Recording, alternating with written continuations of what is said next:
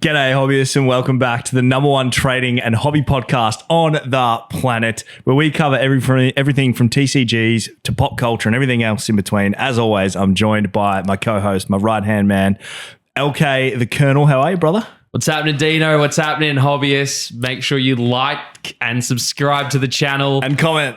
And comment. All three of them. All three of them. We're back for another episode, brother.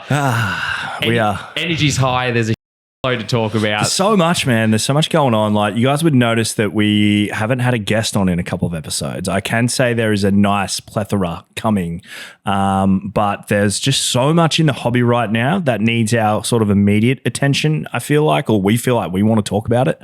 So that's kind of what we're doing.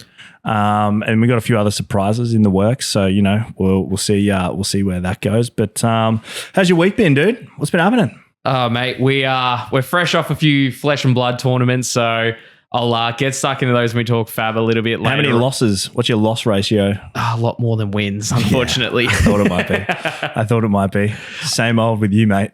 Got a big stream coming up tomorrow night over on Whatnot, so quite excited for that. Loving my streaming still at the moment. Yep, Kearnzy's there on Tuesday nights. Tuesday nights. It's become known in the community that it's like tight ass Tuesdays. You can literally get product cheap as. It is the greatest thing for the viewers. For us, not so great. It's all a bit of fun, mate. It's all a bit of fun. But yeah, you can catch Kearnzy's on Tuesdays, and then me wherever you get your streams from any other day of the week. But just whenever I feel like it, I'll go live. But Thursdays and Sundays at the moment. But yeah, so we should start putting our Whatnot link in the description too. So we'll do that. That's a good shout. Do that. I will say off the top, there is no Hobby Heroes today. We just have too much to talk about. And yeah, so make sure you do click on that SpeakPipe link and call in though, because I think an episode from now, we're going to have pretty long Hobby Heroes section. So make sure you call up, especially with everything that's happening in the hobby right now. Like, speak your mind. Yeah, I'm getting You can call up anonymously too, by the way.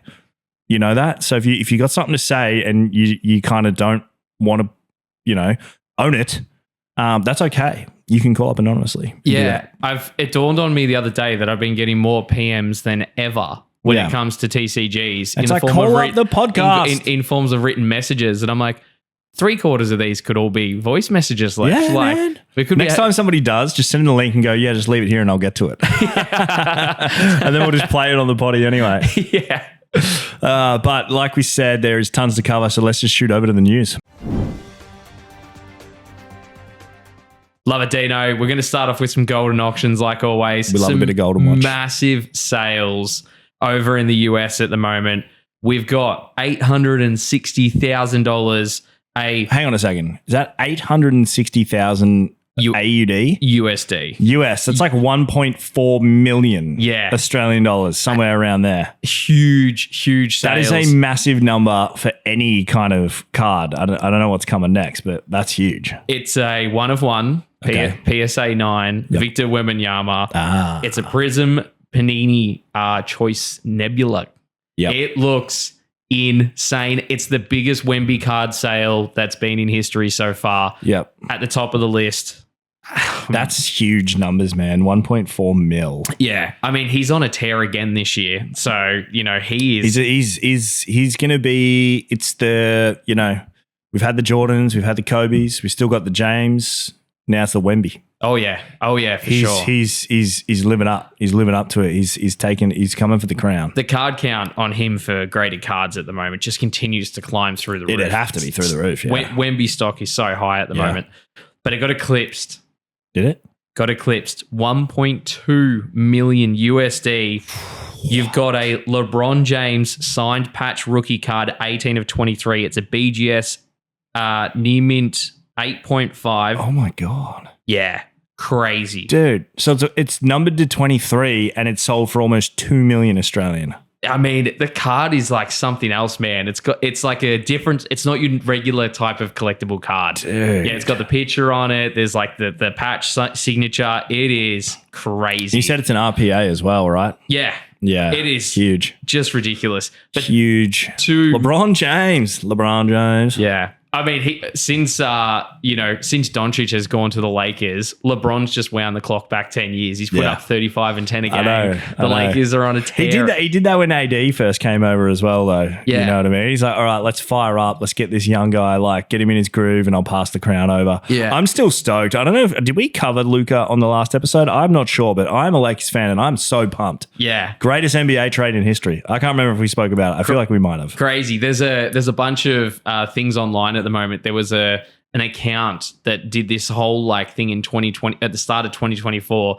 LeBron James will win his last ever ring with Luka Doncic on his side, and at the end of it, he'll take the imaginary crown off his head and put it onto Luka. Yeah, and this was like over a year ago. Yeah, and now like so the Lakers haven't beat the Nuggets in over 10 attempts, right? Yeah. Like Jokic and the Nuggets have had like the Lakers number something shocking. Yeah. And then Doncic and LeBron took them to town, a few days ago. Yeah, man. It was actually so good. I had that on the shop. Yeah. LeBron had like 4 alley-oops from Luka. It was like him and Dwayne Wade, just absolutely crazy. But it's 2 mil. 2 milli. Jeez, man. That's like Texas oil money. Like the boys that are buying those cards, brother. 100%. All those big collectors out in like Dubai and Saudi now, like that's, the collecting scene over there is getting huge too. Yeah. Follow a couple of those guys on Instagram. One guy's got like this massive vault. He's got like the highest grade, like first Superman comic like on the planet. I can't remember the guy's name, but it's got like crazy stuff. Yeah, there's some big collections out there. Yeah.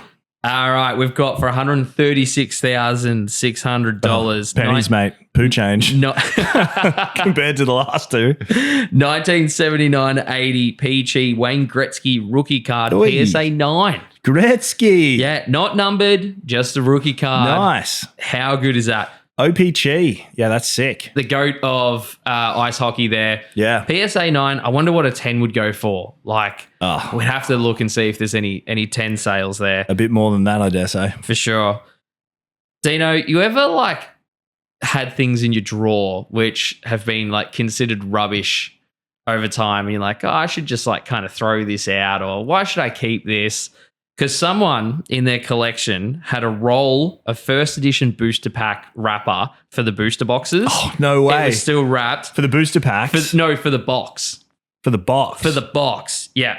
So first edition, no, it was pack roller, sorry. Because that makes more sense. Yeah, it was the pack, not the box. My apologies. But regardless, $57,340 for a roll of empty packs. So that would be a roll. I'm sure the image is already on the screen or been on the screen, but I'm assuming that's like, it looks like a roll of toilet paper, but it's got like the Venusaur, the Blastoise, and the Charizard pack arts, just like all the way around. And that would be what would roll through the machine, chop up, and wrap the packs up. Spot on. How? And it's still got like the original tape to keep it kind of sealed on there. Very, very cool. That is kind of cool. I had to choose between that and a shadowless Charizard, and I was like, we talk about Charizards all the time. Yeah. Let's talk about something super unique. That's kind of cool. I don't know what you would do with it if you bought it. I guess you'd just leave it. Oxygen, like you'd have to get like a case, oxygen proof it out of the sun and just, Yeah. Cool though. I like it. Or you could open up and put it around the room. Yeah. Sit there and put it, do it around the outside of your room. You could literally like turn it into wallpaper if you wanted to. I always like throwing in something a little bit different on these gold auctions. Yeah. For $115,900, one of the biggest figurine collectibles that you could possibly get sold. It was the Boba Fett rocket firing one of the J slots. Do you know anything about these collectibles? Is that the thing on his arm? It's the rocket on his back. Oh, yeah, okay. So in the 1979 Boba Fett, right, they released this toy which had a shootable rocket on his back. Oh, that comes out the top. That comes out the top. Yeah, another one. But there was a choking incident, which meant the company Kenner had to go and redo that product. So they would have like tried to recall the original one or whatever? Yeah, so it went from imagine like it's just a straight drawback to shoot the rocket. Yeah. They decided to go to an L-shaped design on the rocket. Right. Still didn't pass regulations. So then they went to a J kind of like formation with it. Yeah. It still didn't pass. And then after that, the rocket just came out as one hole and you couldn't shoot. Right. However, in the collectibles world, they speak about this collectible as having one of the biggest Mandela effects because everyone as a kid imagines their Boba Fett shooting the rockets, Right. whereas it was only a very small amount. I think it's less than 100 of them were created. Oh, wow. But as far as like But everybody thinks, they're like, mine shot the rocket, man. I had the rocket one. I had the Boba Fett that shot the rocket. No go. So right. This one was a J slot, which was the third variant before they had the hard back. Yep. $115,000. Wow. Wow. I mean, that doesn't surprise me from a price standpoint just because it's Star Wars, but the story behind that is actually really, really cool. Yeah, and it was awesome too because the only way you could obtain this toy is you had to buy 4 of their products and their products each had barcodes on them. Yep. So then you would you'd have to letter in your 4 barcodes and then you'd get the Boba Fett in return.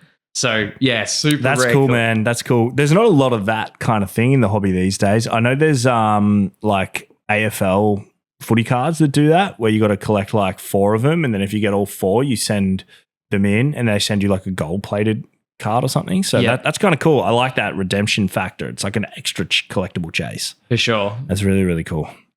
But yeah, so that's it for our Goldin auctions. Goldin news. All right. Well, then it just comes to the news could basically, other than Goldin, just be Pokemon. Just be the Pokemon news. Rebrand from the hobby podcast to the Pokemon podcast. the Pokemon hobby podcast only. But Destined Rivals is making waves. This is what was or is, I guess, the Team Rocket set. For English, I think everybody had assumed it was going to have Rocket in its name to some degree because the Japanese counterpart is called the Glory of Team Rocket, whereas the English one is made up of both Heatwave Arena and the Glory of Team Rocket, and they've dubbed it Destined Rivals. Now, I dare say when you see the artwork, I don't know if I've seen it.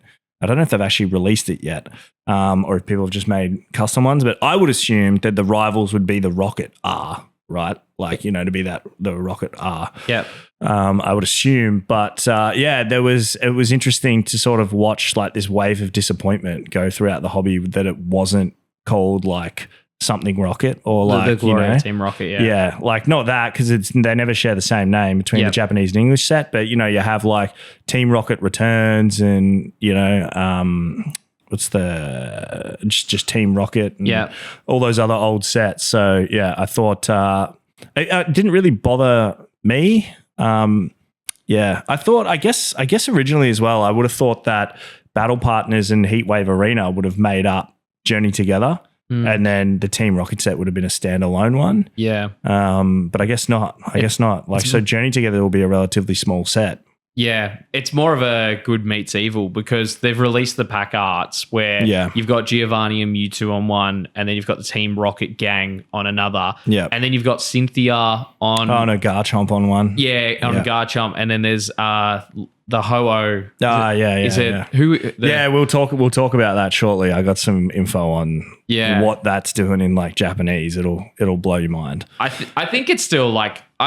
I understand that a little bit of disappointment around having a pure Team Rocket set, but when you see the way the Japanese sets have been divided up, like the writing was kind of on the wall that it would be a bit of good meets evil type thing in there. From the few spoilers I've seen so far, it's absolutely gorgeous set. Oh, yeah. No, they both are. They both are, man. But that's meant to come out on the 30th of May in English. I highly doubt that it will. I base that purely on the fact that Journey Together, at least here in Australia, I don't believe it's a worldwide delay or if it's just an Australian delay, but Journey Together is now been pushed back to the 11th of April. And that was meant to come out in March, I think near the end, maybe the 21st of March, somewhere around there. So that is a bit of a bummer. I think personally it'll probably spike Battle Partners prices, singles and boxes, because obviously if you can't get Journey Together when we're supposed to get it, it's like the next best thing. So I'd be, I've got plenty of those. So if you don't, maybe get some. But no, that's that. I've really enjoyed that set anyway, Battle Partners. So I'm looking forward to Heatwave Arena, which I think Heatwave Arena comes out on March 14th. Yep. Somewhere around there. So, that'll be interesting. Like you said, that's got some stellar cards in it too, with the Ho-Oh and Cynthia and the Garchomp and Misty. So Brock was in Battle Partners, but he was purely in there as a trainer and a full art trainer. Whereas Misty in Heatwave Arena actually has trainer cards. There's like Misty's Magikarp and Misty's Staryu. So I think people are going to be really excited about that as well. Yeah, for sure. Which is huge. Look at Misty Starmie from Paldean. No, from Brilliant Stars. Is it the Sword and Shield, the Starmie that just went through the roof? Yeah, I think it was from Brilliant Stars. Yeah, the Trainer Gallery one. The Trainer Gallery, yeah. That always gets a PSA 9 because it's always off center. It's like so dumb. Like, it's so hard to find like a PSA 10. Yeah, it's a. As far as like the set releases, they've really ramped it up in Scarlet and Violet. Yeah. Like we spoke in our earlier episodes about how just, underwhelming those sets have been, which, mind you, like, you can't get them anywhere anymore. But like between Prismatic and these next two sets coming out, we've been pretty spoiled in terms of like amazing product, You had to say the P word. I just said amazing product. You said Prismatic. I heard you. How could we not, man? How could we not? Ah, man. I'll tell you what. It's been... do you see the Pokemon Day blisters that they actually released? The Prismatic Evolutions ones that have like 2 booster packs, and it's got the Eevee and it's actually got the Pokemon Day promo like stamp on it. Oh, I haven't seen those yet. Yeah. They're cool. Yeah, man. I was surprised when I saw them like popping up on Facebook and stuff. I was like, oh my God, that the promo in there's Pokemon Day stamped. I was like, that's crazy. Like, surely that's going to be, that's going to be an expensive card down the line. Perhaps, I don't know. I mean, they print a lot of these things, but then Pokemon Center ones are always still very expensive as well. So yeah, have they been released yet, or they? Yeah. They were out like last Friday, which is weird because Pokemon Day is like this Friday. But okay. But yeah, they were out last Friday because that's how you got those illustration contest promos. You had to go to like Eevee Games and spend $20 or something. The Feral Gator, Toxtricity, and the Pikachu. And the Pikachu, yeah. The second illustrator Pikachu ever. I mean, there's going to be a lot more of those printed than the original one. But not as rare, yeah. Have you seen what the market's doing in terms of early Scarlet and Violet sets these days? Dude, it's so dumb. Base set, Paldean Evolved, Paradox Rift. All of them. They've gone to the moon, mate. All of them are on a massive run. And look, in fairness, I always thought Scarlet and Violet was great. I thought the illustration res, the art res and stuff were great. But it's just surprising. Like, I was even looking at in the shop today, just where we have all the booster packs, like up on the counter. And there's some absolutely cracking, and don't get me wrong, right? Because I know the Sword and Shield packs, like Fusion Strike's like $20. Right. But like you've got like Fusion Strike and Lost Origin and all these things sitting there. And you look at the Scarlet and Violet section and it's like empty. There's like Shrouded Fable there. You know what I mean?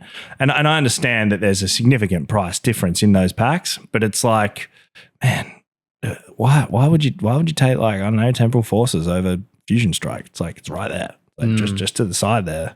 It's crazy to just see how insane the hype is for Scarlet and Violet. Yep. And when you see how much Sword and Shield master sets are kind of selling for right now, it's almost like, shouldn't you just focus on Sword and Shield now, let this sort of hype train die off for Scarlet and Violet, and then circle back and do some of those sets? I don't know. Oh, in terms of collecting? Yeah. Yeah, 100%. We've seen it on our streaming where you can pull out a holo Celebi from 2006, and it's in near mint condition and it sells for $30. Yeah. Or you could buy 3 packs of Scarlet and Violet. It's like, why don't you go collect the card that's 20 years old? Yeah. And in great it's an interesting market, isn't it? It's very much a modern bull market compared to, I guess, the COVID bull market that was heavily vintage. Yeah, yeah. It's an interesting time to sort of be in the hobby. But like you said, like, I guess it depends, right? If you're a parent and you're chasing new cards, like new sets, because you're doing it with your kids and that's their like generation, I guess, like the stuff they're going to grow up with, like that kind of makes sense. But like, if I was desperate to get like Scarlet and Violet, but I grew up with all the vintage stuff, I'd be saying to myself, like, why, bro? Like, now's the best time to go and buy that kind of product. Like, why am I crying over spilt milk that I can't get a Scarlet and Violet base box? Yeah. I know the prices for Sword and Shield have gone bananas, in terms of alt art. They come back a bit as well, though. And Evolving Skies. It did correct. Do you think a big part of it has to do with the fact that some of the Scarlet and Violet singles now are just going so bonkers as well? Yeah. Like if I'm sitting there looking at Paldean Evolved and Fusion Strike, I can go, I can buy 5 Fusion Strike packs for $100. Yeah. Or I could buy 20 packs of Paldean Evolved and have like probably a better chance of pulling a Magikarp over a Gengar. Yeah. Or an Espeon. Yeah. So you sit there and go, and as far as like number of packs opening, there's also more enjoyment in terms of like, quantity over quality type thing. That's the thing I think with Scarlet and Violet is because of the illustration rares. You feel like your hit rates are better for sure. But, the alternate art market or price market like demands more money. So, it just depends what. Like I open Sword and Shield packs, like we open Evolving Skies and stuff on whatnot. And while it's fun, it is, ice cold, right? Like you get minimal hits. And then we've talked about that's probably why Prismatic feels so rough. Is because there are no illustration rares in Prismatic. They put Pokeballs and Master Balls in there instead. So if they didn't and you were pulling illustration rares, the openings would be a lot less grim, right? Because the only illustration rares are the secret illustration rares. And while there's 32 of them, they're damn hard to hit, So there's no consolation because the Pokeballs and the Master Balls aren't really carrying that kind of weight. Yeah. Because Pokemon illustration rares do look beautiful. They do. While Gabe was on his honeymoon, I've been pricing up like all the cards in the case and stuff, and I was doing the illustration rares. So I definitely over the last 2 weeks have a different appreciation for them. I was like, man, if you actually sit there and look at these cards, like some of these are phenomenal artworks. Yeah. So it makes sense. I briefly touched on it last week, but the Flareon, Jolteon, and Vaporeon from Brilliant Stars. 3 of the most nicest cards you could ever. The training galleries you could ever collect. Like, so they do look really good. Yeah, they're banging. I wanted to, before we move into a big rumor that I want to talk about because it's got me excited. I wanted to cover some of the Japanese prices for these new sets that are coming out because Heatwave Arena is already at like $200 plus. Like a box to pre-order. For a Japanese box. But you can also pre-order Cynthia's Roserade for $70 on eBay. I think there was a price for a case, like 3 boxes for $550, 5 boxes for $925. Like it's just crazy. So here you go. That's English prices. You can pre-order Ethan's Ho-Oh, the SAR, for $350. So that card isn't even out yet, and it's already selling for $350. Which I mean, Lily's Clefairy from Battle Partners is like still at $900, which is wild. But that's nothing. Let me melt your brain, right? Because that set hasn't even come out yet. Yeah. And then Glory of Team Rocket is the one after that. That currently is $350 for a box. But 3 days ago, a pre-ordered case of 12 boxes sold for $3,932. That's ridiculous. Almost $4,000 for a case of the Glory of Team Rocket. That's ridiculous. What? Like, Jesus, man. So what's that? Like $400 a box?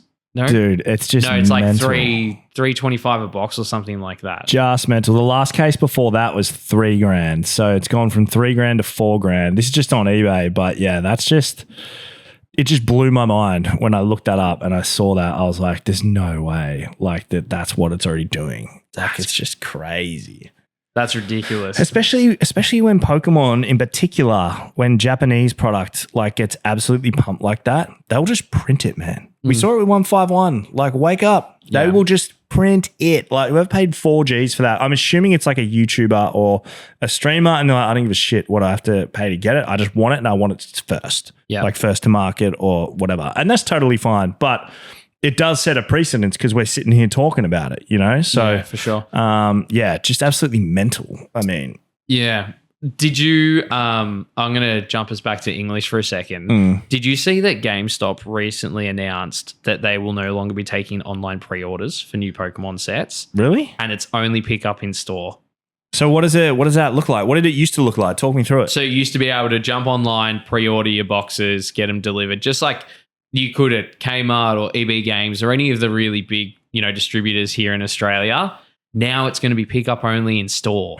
So what happens if you live like on a farm? Well, you're stuffed. But we did. Hey, you know what? We did talk about this in a previous episode though, and I was like, that's one way to sort of get rid of scalpers or weed out scalpers a little bit or weed out scalping as a whole. Is it though? We've gone to bot scalping, things like that, right? Like you now have to, just go into store and put your pre-order in. And then, it's interesting that GameStop would do that, but GameStop is everywhere as well at the same time. Yeah. We've seen it, though, with people lining up at midnight for midnight releases, still getting the product. I think the thing is, there's a bit of outroar because the people that are fortunate enough to order online, now the only way they're going to get there is if they go line up for 10 hours. They might get 2 boxes for 10 hours. It's like, is it even worth it? But it's usually the purists that are lining up because the bots... got everything online. Usually, I would say. Yeah. Yes, there will be some form of reseller in that queue, of course, for sure. But I mean, I don't know. I guess for our Aussie listeners and our Aussie contingent, at least it's not us. So we'll see what happens and then hope that, EB Games and stuff don't do it. But at the same time, especially right now with the way it is allocations for Australian stores, we're not doing pre-orders.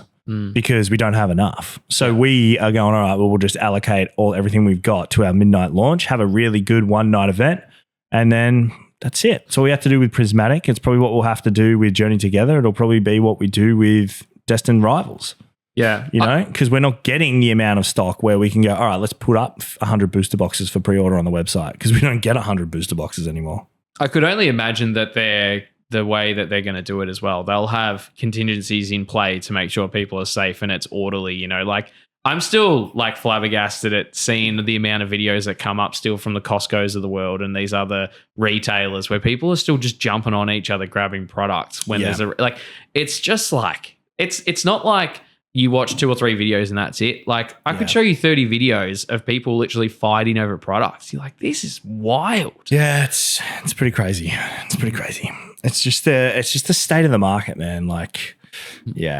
It's a bit of both too. You know what I mean? There would be the resellers in those bust ups and then the purists that want to stop the resellers and acting in the same sort of manner. Yeah. You know what I mean?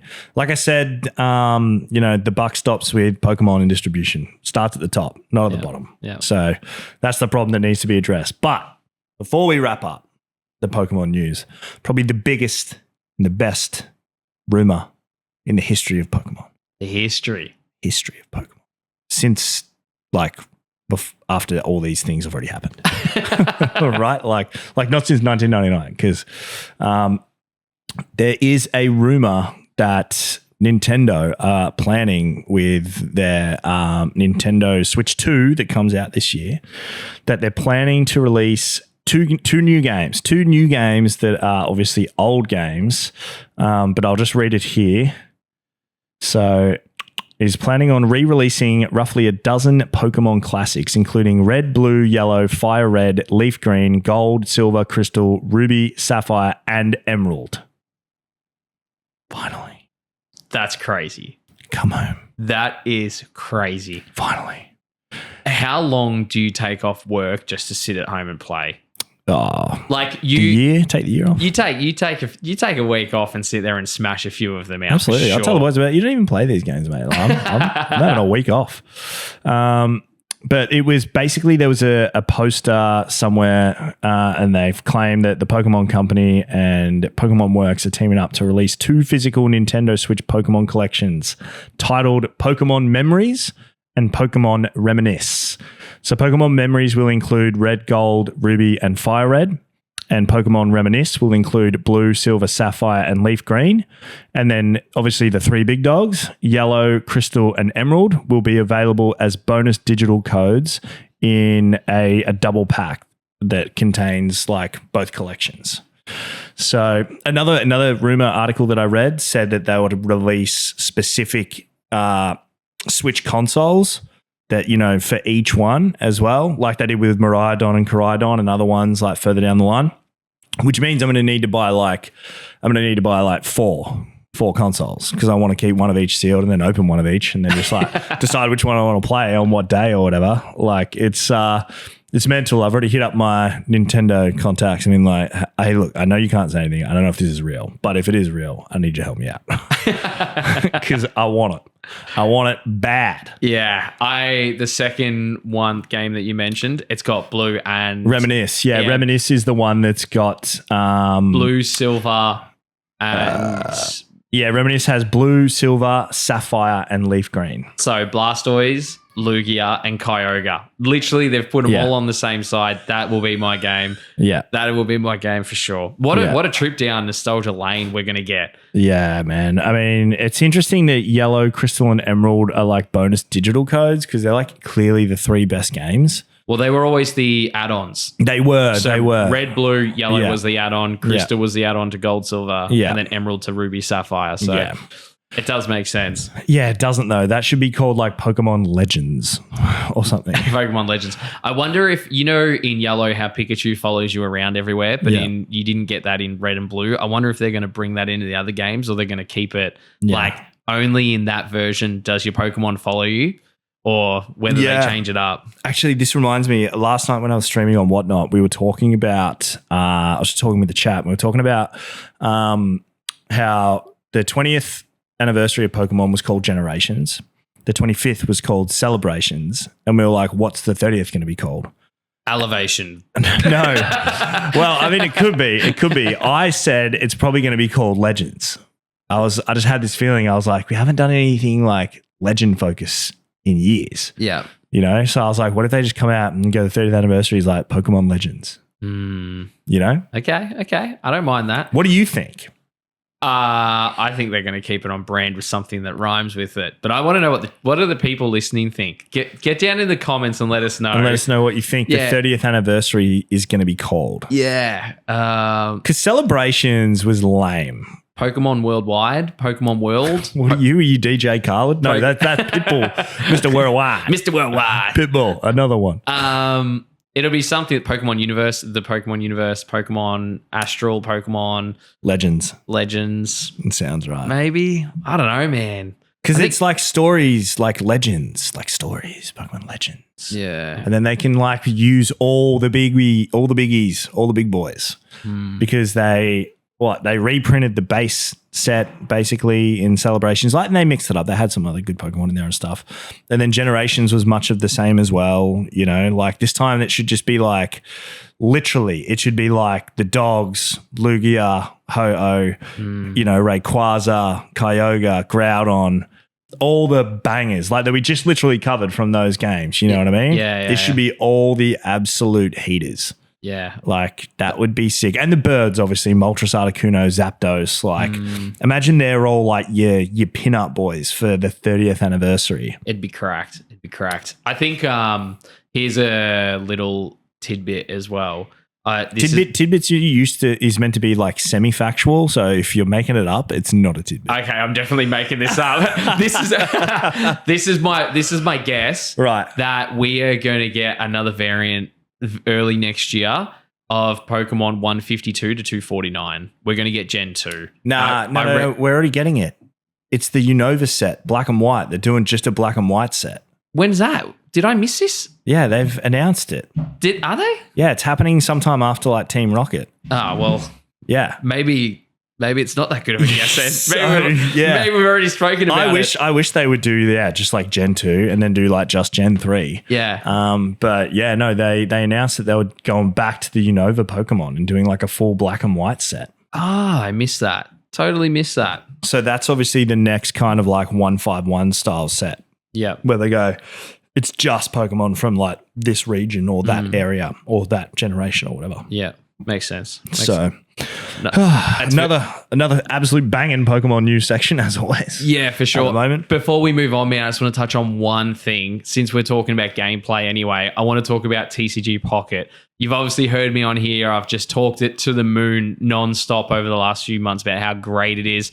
I've done a demo on a bit of the gameplay, spoken about the experience of opening packs, the pack art. I've spoken about the gameplay. I can tell you, they are flogging a dead horse a little bit when it comes to the gameplay side of it. I'm still opening my packs every day. They've just released the Space Time Smackdown, which is the Dialga Palkia set. Yep. But the actual gameplay side of it it is relentless. They run a tournament for like 2 weeks. The very next day, the next tournament starts. And all they've done is back-to-back tournaments where you get badges and you want to collect them. But time-wise, it's just too hard to keep up at the moment. Well, I guess that's the point, though, is you don't have to keep up. No, but, like the idea of collecting all the badges. Yeah, but you could, it's not like, I'd imagine you could go, all right, I'm going to do a tournament every second time they put one up. Yeah. And you could still get the badges, right? Or are you going to miss them? You'll miss them. So the badge only runs for that period of time. Okay, that's a bit more. But that falls under relentless, I guess. I've spoken to people that were doing the same thing and we did the first 3 or 4 badges and have since, stopped doing it. Yeah. Because there's just no break in between. Yeah. It's like if they release card sets every month, I mean, it's not far off right now anyway, right? They're too Japanese and English, but... there's no break because we're buying Japanese sets and then English sets. If you only collected English, great. But nobody in the scrolling world these days, everybody wants instant gratification. So you go straight for Japanese as soon as it comes out. Yeah. You don't wait for the English. So, I guess it makes sense. For sure. But it's a bit disappointing because it's kind of lost its shine a little bit. I just feel like I'd be interested to get some numbers on what the gameplay looks like now opposed to a month ago, because in my small sample size of about, 5 to 10 people that I know playing it, people are not picking it up as much due to that fact. It's just nonstop, know? Okay. So I don't know. If you're listening... TCG Pocket, it's over. Kearnzy said it was going to be the next big thing and you could sell cards on there. And the trading aspect of it is so hard as well. It's so clunky. It's, you can only trade up to a certain rarity of Pokemon. Yeah. So you can't trade any of the good stuff yet, which I presume they probably don't want to stop people creating 20 accounts and then stacking an account. There'd be a reason. They're not stupid. So right? I get that. But to sit there and trade, I have to offer you a trade.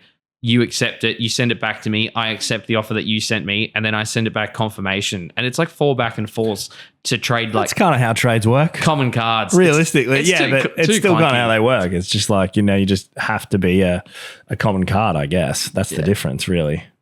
It's just clunky for a freaking app. All right, what do we got next? Flesh and Blood, Kearns. Man, it's been a massive few weeks. So over the last 5 weeks in Flesh and Blood, we've had Road to Nationals. So for a lot of the world, Nationals kicks off from June. In order to get there, you have to work up enough points, play enough games to qualify. Road to Nationals are good tournaments to really get your points in. If you finish top 4, it's an automatic qualifier for your Nationals in your country. So everyone's playing it. There's probably 2 to 3 events, there's definitely 2 events every week here in Melbourne, has been for 3-4 weeks with more to come. Yep. So I've played in 2 Road to Nationals so far. My current rank in Oz is 462. Only the top 148 make Nationals. Ooh. So you can pretty much say goodbye to my chances of playing this year. How many for your 462 out of how many people? Don't know how many. Global 463. Yeah, but I think there's about 700. I think there's about 700 in Oz. So you're still in the bottom 50. Mate, I am well and truly behind. Come on, Kearns. We set a goal for a top 8 finish in some kind of competition this year. Yeah, and you start grinding, please. I can tell you that my first Road to Nationals didn't exactly go to plan. I went 2-6 on the day. Potato wasn't that crash hot. Didn't play that well, but also the 3 new heroes from the Hunted. Like I said, I haven't played a lot of games against them yet. Haven't got my reps in. Yeah. So I got those in on the day. Got absolutely pantsed against a few of the regulars. Then comes Road to Nationals last weekend. So the second event, I won my first game against a Jarl, which is a really good deck at the moment, but it's a great matchup for me. Got the win there, which was great. Then I went against Damian Moss, and I'm happy to name drop here because he's an absolute legend. He is ranked 13th in the country at the moment. He's someone who's played for over 3 years. He's playing Nu, who is the meta deck at the moment, and my worst matchup. Yep. And we took it right down to the line. You still lost. I played really well. Still lost. I know that, but loser. I'm telling you, in terms of Goldmain versus Nu, it was awesome. Are you still playing Goldmain? Come on, man. Grow up. Play a new deck. I was the only person playing Goldmain. Yeah, of course. That's why you're at the bottom. That's why you're 462 out of 463. He's so out of rotation, but he does have some good matchups against them at the moment. And then, so I lost a demo. I go 1-1. Keep in mind, this was a tournament that I wasn't really scheduled to play. It was like a bit of a last minute add in. We were actually meant to film the podcast that day and we had to move it. So I ended up going there. And then I went into Cody, who won Battle Hardened. He was on Enigma and he's currently ranked second in the country. So you played some of the big dogs. I played 2 of the massive dogs. And again, Enigma is not a great matchup for me. There's like 3 or 4 heroes I don't want to play. Yeah. And I versed New and Enigma, who are 2 of them, on 2 people who are way more experienced and talented than me in the game. Yeah. And I pushed him as well, man. I played a great game. I had to drop out after that. And I ended up going up 16 points after that because the games, like the register of the games, the way the points work, it was pretty good. Yeah. But I mean, long story short, did shit, went 3-9 across the 2 weekends, but I'm like super competitive at the moment. I've got one more tournament coming up that I have an opportunity for a top 4. If I don't do it, I'm not playing nationals this year, but that's okay because next year, as long as I get the reps in, I'll get there. He's not playing Nats, guys. He's let us down. The hobby fam. I haven't let us down. Trust me, I'm getting there. But if you don't make it, you've let us down. My rank at the moment is 462 in Oz. I'm 10,386 in the world. That's my world ranking. So we can how many? We can track that. Oh, there's heaps. That's up in the 30,000s. Are you sure it's not 10,387? One better. But so that's how the road to nationals went. And then also over the weekend, they announced the new set High Seas that's coming out. Man, I feel like Fab pump out sets too. What is it, every 2 months or every 3 months? Every 3 months. Seems to be the TCG life cycle. I think it's healthy. Or like, the set cycle. Healthy for player, player gameplay, healthy for collectors, healthy on the wallet. But yeah, so the world release is 23 to 25 May in Taipei. They haven't announced anything on the set yet other than it's a high C set. So we're expecting some cool kind of heroes. Maybe they ever done a serialized card? I don't think so. I know they did. They had the artist proofs. They did serialized ones in Dusk Till Dawn. Yeah, they had artist proofs. Because I remember that was the only one I opened because I was like, I like serialized stuff. Yeah. Didn't pull any, but... Yeah, I haven't seen any on the market. I haven't met anyone that has any here. So I just got my custom ones done, which was pretty awesome. Oh. But yeah, Flesh and Blood, new exciting set. Can talk about it more once we know more about it. I need you to keep yakking because now we're going to talk about Avatar and Magic the Gathering, which is insane. And I know nothing about Avatar other than you absolutely love it. Yeah. So please, Kearns, again, take the mic. Mate, I'm telling ya, Avatar The Last Airbender, you have to go watch it. It's one of the greatest TV shows you'll ever sit down and watch. We're in the 20th anniversary at the moment of Avatar, so there's all these massive announcements going on. So currently the live action is in filming for season 2, Earth Kingdom. Netflix, yep, which it was a split, half the people hated it, thought it was shit. The other half of the people thought, this is great, it's a good watch. I was on it's great, it's a good watch. I thought the bending looked really cool in it.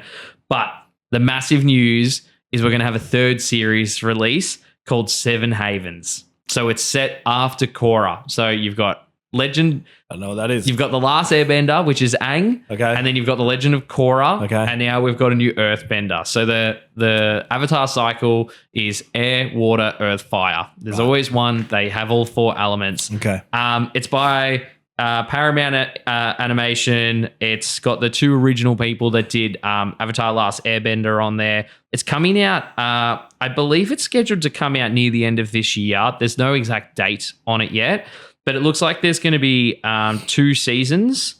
So it'll be 2 seasons and about 13 episodes per season. So the moral of it is Korra, at the end of her Avatar experience, destroys the 4 nations. They go into what's called 7 havens.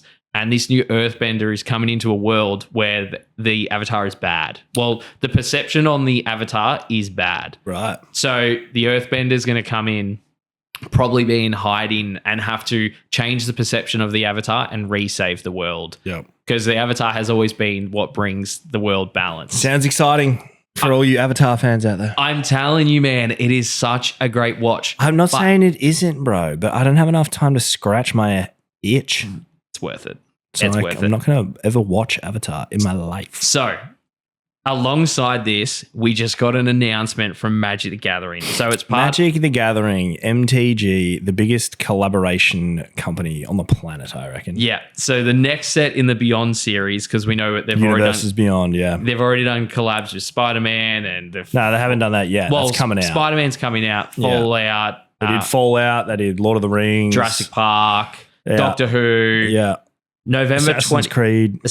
November 20 or 21, we get Avatar: The Last Airbender. Well, they're just about to do, Final Fantasy as well. Final Fantasy coming out. Mate, my messages when this got announced a few days ago, to the roof. Yeah. Because last time we got Avatar cards, we were in the store cracking cases of it.